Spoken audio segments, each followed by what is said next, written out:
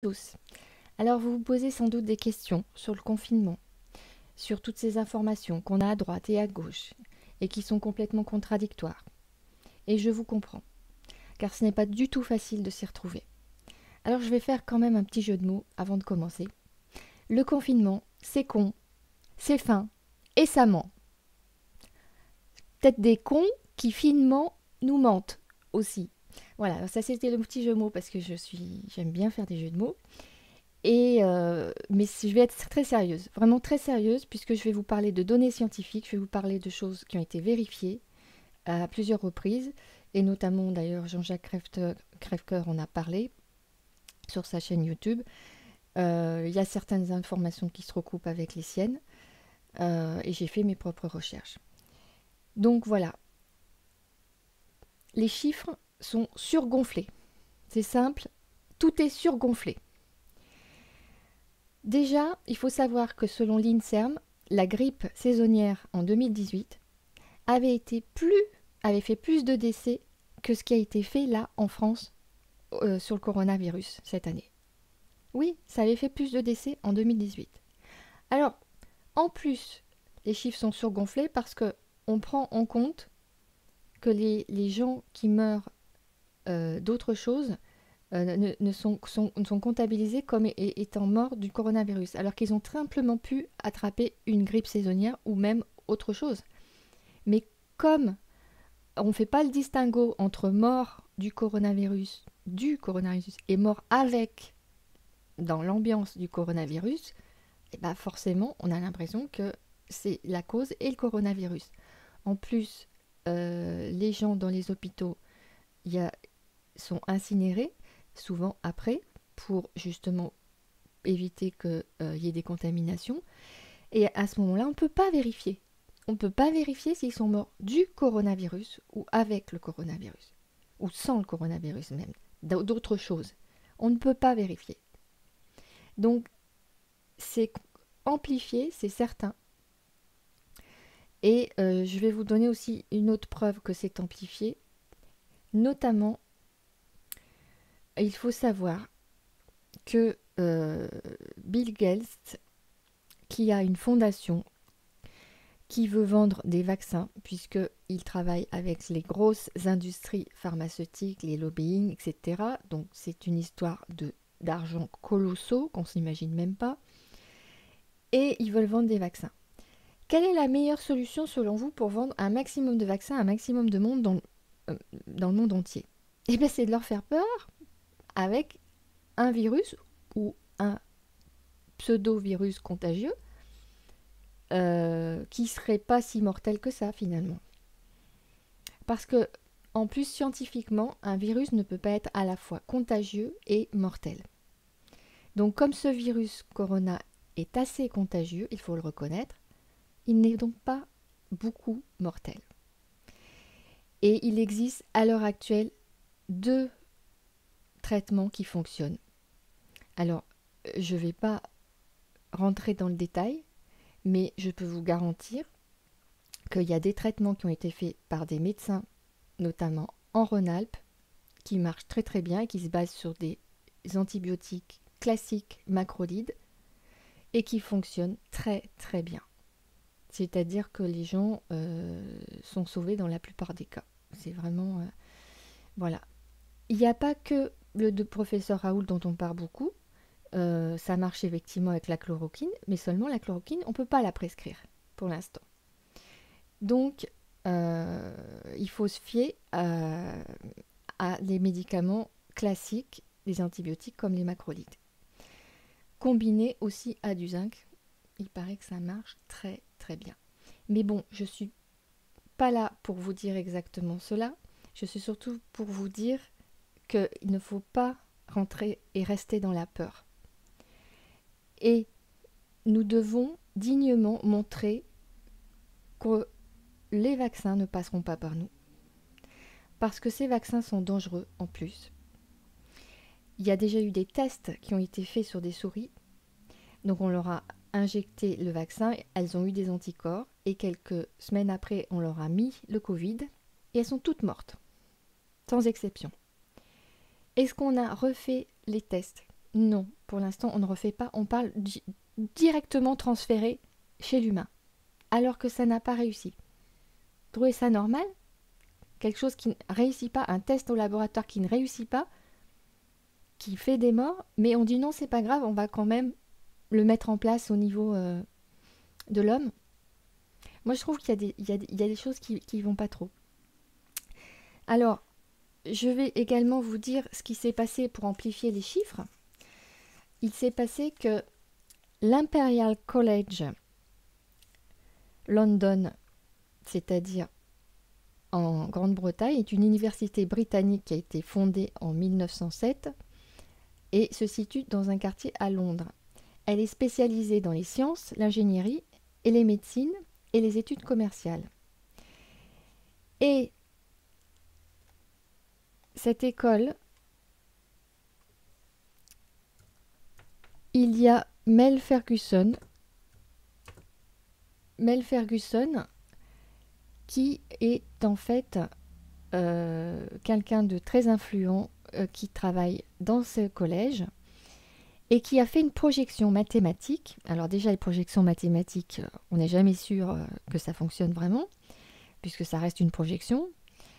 Il avait projeté, au début de l'épidémie, qu'il y aurait 500 000 morts en Grande-Bretagne. Alors forcément, ça a fait peur aux ministres, et c'est pour ça qu'ils se sont mis en confinement. Mais en fait, quelques jours après, je ne sais plus la date exacte, mais quelques jours après, une fois que le confinement était déclaré, donc l'objectif atteint, les gens ont peur, les gens sont confinés, parfait, il a déclaré que finalement, il réajustait sa projection à 20 000 décès au lieu de 500 000. Je ne sais pas si vous voyez la différence entre 500 000 et 20 000 en Grande-Bretagne, ça change tout. Parce que 20 000, c'est à peine plus que des chiffres d'une grippe saisonnière. C'est pas plus. Donc tout ça pour dire que il faut savoir une chose, c'est que l'Imperial College London est financé par, devinez quoi, la fondation Bill Gates.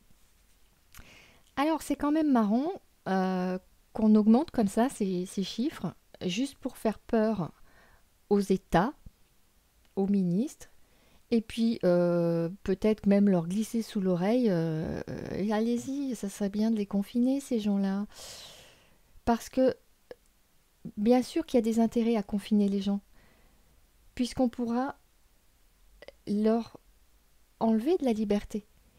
Si ils nous disent bah vous sortez demain que si vous êtes tracé par votre portable, il y en a plein qui vont accepter. Parce que enfin, ils pourront sortir. Vous voyez? Donc en fait, on vend quelque part là notre liberté en acceptant que le confinement dure. Et ça, c'est pas normal d'accepter cela. Sachez qu'en Chine, c'est ce qui se passe à l'heure actuelle. À l'heure actuelle, renseignez-vous bien, suite au confinement, je crois, oui, et ils ont imposé que tous les Chinois soient tracés par leur portable. Et donc, il y a une application ils sont censés donc donner l'autorisation en fait à l'État de les suivre à la trace dans tout ce qu'ils font. Et s'ils acceptent, ça passe au vert et à ce moment-là, ils peuvent aller dans les restaurants, les cinés, ils peuvent sortir même de la région où ils sont. Et s'ils n'acceptent pas, ça passe à l'orange, voire au rouge. Et donc, il y a plein de choses qu'ils ne peuvent pas faire. Donc, vous voyez, c'est une façon de contrôler complètement la population sur ses droits. Et on touche la dignité de l'homme. Est-ce que vous avez envie d'être tracé comme ça, qu'on vous dise ce qu'il faut faire, qu'on vous interdise ce qu'il ne faut pas faire, par une simple application? Puis ça peut aller encore plus loin, hein, pourquoi pas, parce que quand on en arrive là, on peut aller beaucoup plus loin encore. Donc si on ne fait rien, c'est ce qui peut nous arriver en Europe, c'est ce qui nous pend au nez, vraiment. Alors, moi, je ne vous propose pas de manifester violemment ou trop fort comme les gilets jaunes, ça ne servirait à rien.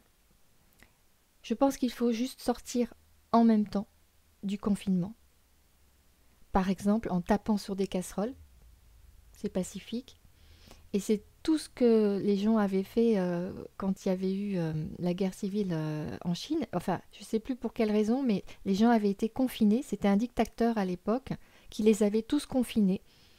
Et les gens, à un moment donné, ils se sont dit non, on va sortir, c'est pas possible. Et ils sont sortis pacifiquement en tapant sur des casseroles. Mais ils sont tous sortis au même moment. Ils ont dit on va tous sortir demain à telle heure. Et ils sont sortis tous ensemble.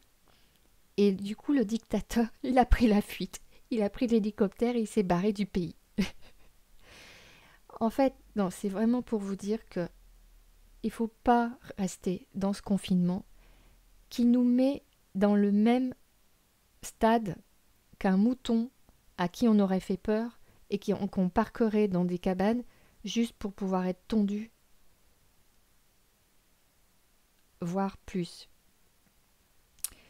Donc, ne soyez pas des moutons, on n'en est pas. Il est temps de grandir, vous ne croyez pas? Il est temps qu'on nous traite autrement que comme des enfants que l'on punit. Surtout qu'il faut une immunité de toute façon qui se mette en place. Une immunité collective, elle doit se mettre en place. Donc qu'on confine des personnes fragiles, je veux bien, qui sont vraiment à risque. Parce que les personnes en plus qui ont des décès, c'est des personnes qui sont à risque ou qui sont au-delà de 60-65 ans. En général, les chiffres, ils explosent à partir de 65-70 ans. Mais une personne qui a une bonne immunité à 70 ans, ça va rien lui faire. Évidemment.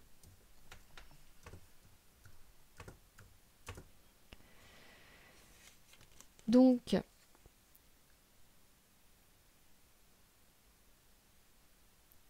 il faut juste savoir que